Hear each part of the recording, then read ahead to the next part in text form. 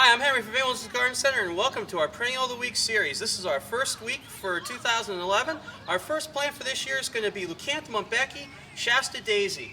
And Shasta Daisy is going to be a wonderful, wonderful plant for the garden that can be used in so many different ways.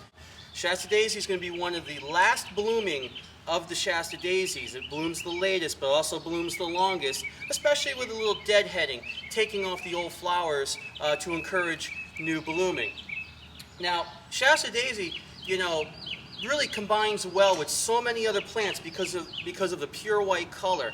Some of the great things you can put this plant with to get some wonderful combinations for the summer is, for instance, this Helianthus Mardi Gras.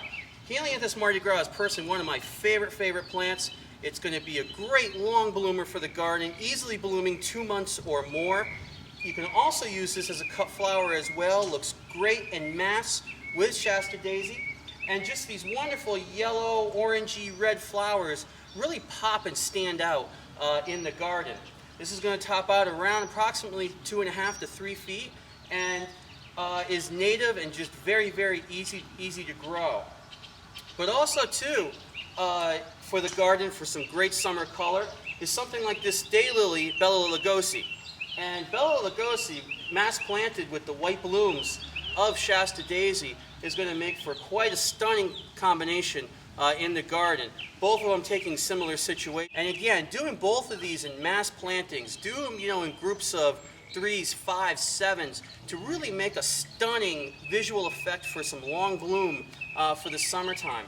Bella Lugosi, it's going to top out approximately around 2.5 feet in the garden.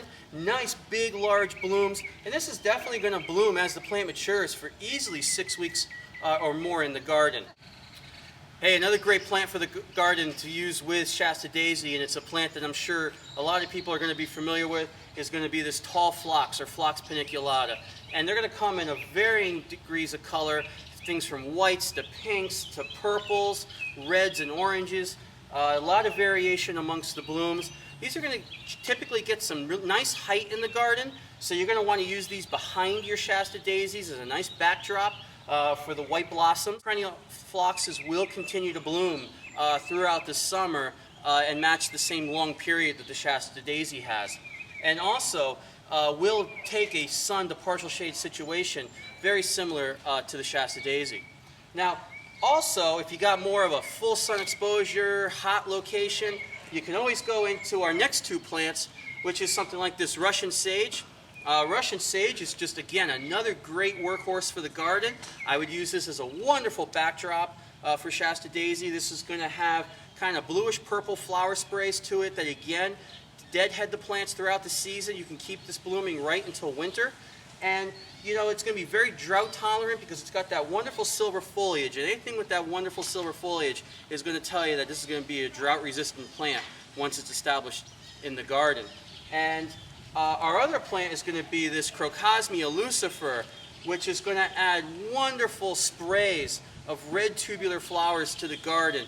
And this really looks wonderful planted in mass. And when it comes into bloom with the white blooms of Shasta Daisy, maybe combined with the bluish purple blooms of Russian sage, is going to be really stunning in the garden.